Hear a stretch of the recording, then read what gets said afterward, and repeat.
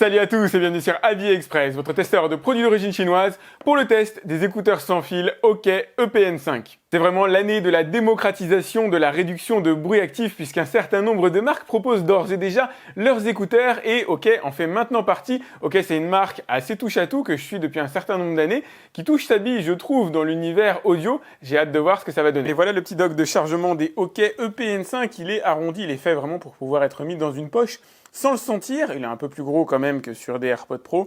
Rechargement en USB-C, bien sûr vous avez le câble qui est fourni et vous allez trouver à l'intérieur une batterie qui permettra de charger les écouteurs 5 fois supplémentaires avant de devoir recharger le dock lui-même. Petit regret qui n'a rien de dramatique, on n'est pas sur de la recharge sans fil ici malheureusement. Petite filiation avec les AirPods évidemment, en restant relativement discrète puisqu'on n'est pas du tout sur une copie. Vous êtes bien ici sur des écouteurs intra avec 2 micros pour la réduction de bruit active. En gros, les sons venant de l'extérieur sont annulés ou partiellement annulés à hauteur de 28 décibels pour pouvoir vous immerger un peu plus dans votre bulle, écouter votre son. Désolé, ça c'est le colorant que j'ai utilisé pour les crêpes tout à l'heure. Je m'aperçois que ça fait pas très chic en vidéo. Les écouteurs se connectent en Bluetooth 5, alors compatible bien sûr avec les versions antérieures 4.2, etc., y compris Bluetooth 5.2 si votre téléphone est vraiment très récent. Donc vous allez pouvoir les connecter, que ce soit avec un appareil Android comme moi je le fais, là c'est mon Mi 10, ou un iPhone. Voilà, et normalement vous devriez avoir le codec AAC de disponible. Attendez, je fais déjà l'autorisation tant qu'à faire. Ok, ici, si vous allez à ce niveau-là, vous pouvez le cocher. J'ai jamais entendu de grosse différence avec le USB-C, mais bon, il paraît que c'est mieux. Allez, là, ce qu'on va se faire, c'est l'appairage à chaud. Donc, je vais ouvrir le boîtier. Normalement, les écouteurs devraient se connecter directement à mon téléphone en à peu près 10 secondes. Ça y est, c'est déjà en train de se faire. Voilà, c'est fait, connecté en AAC. Et si je ferme le boîtier, normalement, il faut à peu près 5 secondes pour qu'il se déconnecte. Les deux écouteurs peuvent s'utiliser indépendamment l'un de l'autre, c'est-à-dire pendant celui-là diffuse du son, l'autre est en train de se charger, doublant ainsi l'autonomie potentielle des écouteurs si vous n'en utilisez qu'un seul. Allez, voyons voir ce que ça donne en matière d'insertion dans les oreilles. On est sur des écouteurs qui sont quand même très proches des AirPods dans leur forme. Alors extérieure, pour la partie intérieure, on est plutôt sur des AirPods Pro. La tenue dans les oreilles est plutôt correcte, elle n'est pas parfaite, n'est pas dit que vous n'ayez pas à recadrer les écouteurs une fois de temps en temps, notamment si vous courez avec, vous pouvez vous amuser à courir d'ailleurs puisqu'ils sont résistants alors à la pluie, aux projections d'eau, mais ils ne sont pas faits pour. La forme fait qu'ils ont tendance à se déloger malheureusement régulièrement. Pour le coup, il aurait fallu un autre système ou un petit silicone ou un arceau, quelque chose qui réellement vienne les plaquer à l'intérieur des oreilles. Par contre, côté cool, c'est que de par leur forme arrondie, ils ne provoquent quasiment aucun sentiment de lassitude. Et même le petit bourgeon ici que vous allez mettre à l'intérieur du conduit auditif, en lui-même, en tout cas en ce qui me concerne, je le sens pas du tout. Allez, premier élément, on en reparlera plus tard bien sûr de la réduction de bruit active, mais là pour le plaisir, je l'ai activé immédiatement, histoire de voir ce que ça donne. Alors dans une pièce comme ça où il n'y a pas de bruit, évidemment, vous ne le ressentirez pas. Moi je sais que ça fonctionne parce que j'ai une autoroute juste à côté de chez moi, donc du coup j'entends voilà, les bruits des roues sur la route, et je sais que ça a été largement diminué. Lorsque vous ne mettez pas, que vous n'activez pas la réduction de bruit, on a un très léger bruissement de fond qui n'est audible que si vous n'avez aucun son dans vos écouteurs. En dehors de ça, si vous avez de la musique ou quoi que ce soit, vous ne l'entendrez pas. Mais c'est vraiment en toile de fond très très léger. On a un très léger bruissement malheureusement. Au niveau fonctionnel, on a le basique. Si vous faites voilà, du tap ici une fois, vous avez la musique ou la vidéo qui se met sur play ou pause. Hop, je retape une fois pour mettre sur play. Si vous appuyez 2 fois, vous passez à la piste suivante. Et malheureusement, c'est tout. Ce que j'aurais aimé, c'est qu'ils ajoutent la possibilité, par exemple, d'avoir le play-pause en sortant l'écouteur des oreilles. Mais malheureusement, ça n'a pas été implémenté. Parmi les absents, on a aussi l'accès à Google Assistant ou Siri, et puis le réglage du volume, ça aurait été cool de l'avoir, mais malheureusement ça n'a pas été implémenté.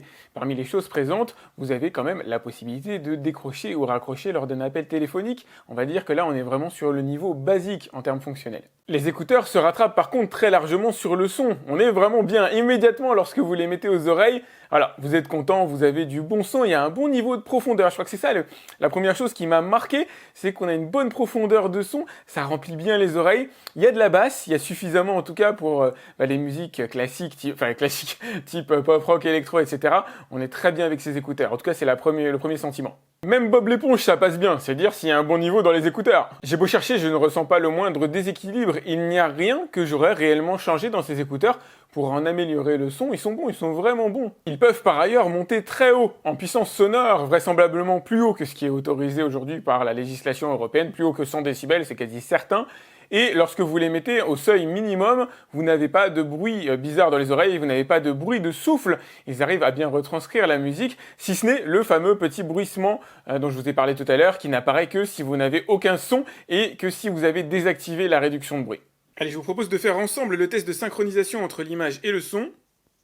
Salut à tous et bienvenue sur AbiExpress, votre testeur de produits d'origine chinoise pour le deuxième test du projecteur Xiaomi Youth Edition. Presque un an jour pour jour après avoir testé ce projecteur en Chine, le voilà chez moi. C'est dire si je le tiens en très haute estime, c'est la toute première fois que je fais 2 fois le même test. Ce test, je le fais pour vous et pour moi, pour vérifier les impressions que j'avais eues à l'époque en Chine. Bon bah nickel, moi j'ai pas grand chose à dire sur la synchro, il s'en sort plutôt bien. Autre test que j'aime bien réaliser, la synchronisation entre les écouteurs et le smartphone. Je crée une espèce de barrière virtuelle physique plutôt, entre les écouteurs et mon téléphone pour vérifier si le Bluetooth passe bien. Et là, avec mes mains plaquées sur les oreilles, j'arrive, alors au bout d'un moment, à couper le son. Là, si c'est pas plaqué très fort, ça va, ça passe. Si vraiment je plaque plus, je peux avoir le son qui coupe légèrement et avoir par exemple l'écouteur droit qui va se désynchroniser et se resynchroniser lorsque j'enlève mes mains. Le signal Bluetooth passe globalement plutôt bien. Si vous avez une capuche par exemple ou éventuellement un bonnet, ça passera. Petit test de saisie vocale pour vérifier que les écouteurs me comprennent bien. Point.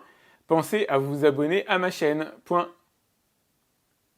Si vous suivez habituellement mes vidéos, vous savez qu'un des gros intérêts de ces écouteurs, c'est d'avoir plusieurs micros qui permettent d'avoir des conversations audio plus fluides, plus audibles, puisqu'ils vont avoir tendance à réduire les bruits en provenance de l'extérieur, notamment si vous vous trouvez par exemple dans la rue. Les bruits de voiture vont être partiellement gommés pour votre interlocuteur, ce qui leur permettra, ou lui permettra, de se concentrer uniquement sur votre voix. En ce qui vous concerne, vous aurez une restitution des communications à hauteur de ce que la personne vous transmet. Côté autonomie, le niveau est plutôt bon dès lors que la réduction de bruit active est désactivée. Là, vous en aurez pour à peu près 6h30, 7h d'autonomie. C'est tout à fait dans les clous de ce qui se fait aujourd'hui. Par contre, ça décroît immédiatement dès lors que vous activez la réduction de bruit.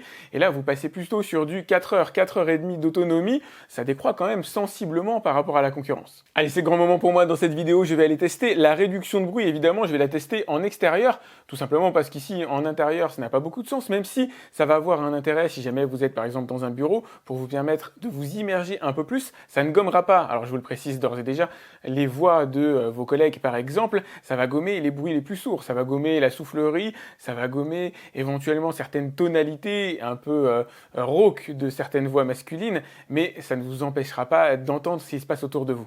Même s'ils ne sont pas parfaits, j'avais hâte de voir ce que donnent ces écouteurs signés, ok, et j'ai pas été déçu, le rapport qualité-prix est excellent. On a du bon son dans les oreilles, on a de la basse, il y a une réduction de bruit active qui est tout à fait palpable, qui n'est pas au top de ce qui se fait à l'heure actuelle évidemment, mais pour cette tranche de prix, on est quand même à peu près dans le plus haut niveau, 28 décibels théoriques qui se matérialisent plutôt bien sur le terrain. On va trouver pour 10 € de plus des Earphone Air Pro qui vont avoir une réduction de bruit un petit peu plus élevée. Sur le chapitre du correct, il y a l'autonomie. Alors correct, elle est très bonne lorsqu'on désactive la réduction de bruit et elle est effectivement moins bonne, moins sympathique lorsqu'on l'active puisqu'on tombe à 4h30. Finalement, ce qui est le plus perfectible, c'est la tenue dans les oreilles. Elle est tout à fait honnête, mais alors sur mon oreille droite et pas sur mon oreille gauche d'ailleurs, j'ai l'écouteur qui a tendance à s'enlever de temps en temps.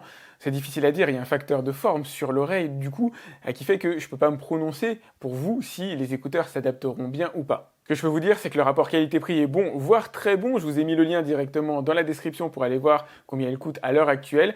Franchement, il n'y a pas lieu d'hésiter. Si vous recherchez des écouteurs à ce tarif-là qui proposent la réduction de bruit, il y a extrêmement peu de concurrence encore aujourd'hui, même si ça se développe à vitesse grand V. Pensez à liker cette vidéo si vous l'avez aimée, à me laisser un petit message pour me dire ce que vous en avez pensé, à vous abonner si ce n'est pas déjà fait, et je vous dis à très vite pour un autre test sur AbiExpress. Salut!